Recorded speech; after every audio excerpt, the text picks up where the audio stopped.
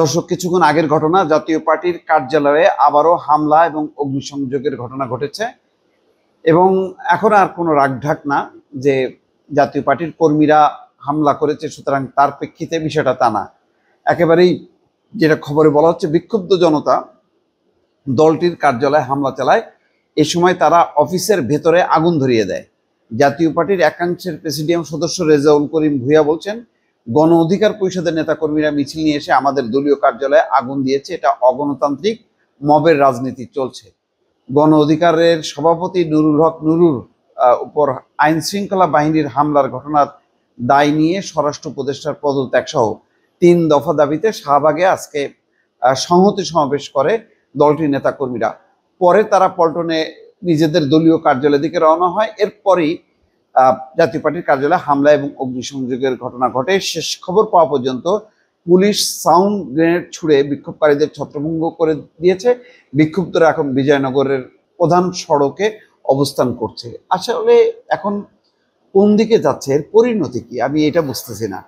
এখন যদি বিক্ষোভকারীদের উপর হামলা চালায়, লাঠিচার্জ করে, তাহলে যারা যারা লাঠিচার্জ করবে সেই পুলিশ হোক, সেনা সদস্য হোক, তাদের বিচার দাবি করা হবে। আবার যদি তাদের উপরে যদি লাঠিচার্জ না করা হয়, ছত্রভঙ্গ না করা হয়, তাহলে তারা এইভাবে আগুন দেবে।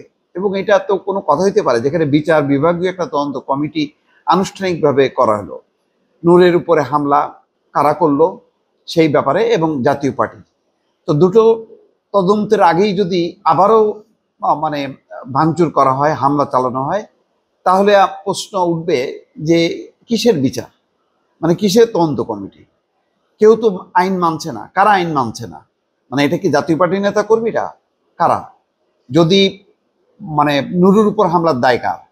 নুরুর উপর হামলার দায় তো নিশ্চয়ই জাতীয় পার্টির নেতা কর্মী না। সেখানে বলা হচ্ছে সেনাবাহিনীর সদস্য এবং পুলিশের সদস্যরা। তাহলে তো মানে যদি ক্ষোভ বিক্ষোভ থাকে, তাহলে ওই জায়গাগুলোতে ক্ষোভ বিক্ষোভ হবে।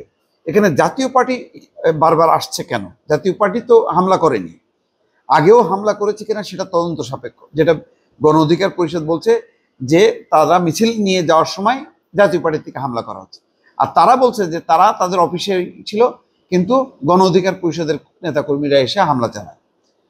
তো তাহলে এটা যেহেতু পাল্টাপাল্টি অভিযোগ আছে, এই অভিযোগের নিষ্পত্তি কিভাবে হবে? একটা কমিটি তদন্তের মধ্য দিয়ে সিসিটিভির ফুটেজ দেখবে কারা আসলে হামলার জন্য দায়ী, তারপরে না। এখন এইভাবে হামলা চালানোর মধ্য দিয়ে সরকারকে কি বেকায়দায় ফেলানো হচ্ছে কিনা, বা সরকারের যে কোনো নিয়ন্ত্রণ আছে কিনা আইন শৃঙ্খলা বাহিনীর উপর বা আইন শৃঙ্খলার উপর, বা যারা হামলা করতেছে তাদের ব্যাপারে আসলে সরকারের সিদ্ধান্ত কি? যারা আক্রান্ত হচ্ছে এখন কি তারাই কি দায়ী হবে? মানে বিষয়টা কি, সেটাই কি যৌক্তিক হবে কিনা? যে যেহেতু জাতীয় পার্টি উপরে হামলা করা হচ্ছে, তারা আক্রান্ত, সুতরাং তাদের উপর সরকার আবারও হামলা চালাবে, তাদেরকে বিচার করবে। আর যারা হামলা চালাচ্ছে, যারা মব তৈরি করতেছে, তারা হামলার বাইরে থাকবে, যেহেতু তারা হচ্ছে 24-এর গণ অভ্যুত্থানের ধারক বাহক, আর এরা হচ্ছে স্বৈরাচারের দোষক। এটাই কি বিচার? এটাই কি চলবে? এতে আন্তর্জাতিকভাবে বা দেশীয়ভাবে যদি জাস্টিসের কথা বলা হয়, তাহলে এখানে সরকারের অবস্থান কি, গণ অধিকার পরিষদের অবস্থানটা কি, আর জাতীয় পার্টির অবস্থানটা কি? এটার একটা চুলচেরা বিশ্লেষণ হওয়া উচিত। দর্শক।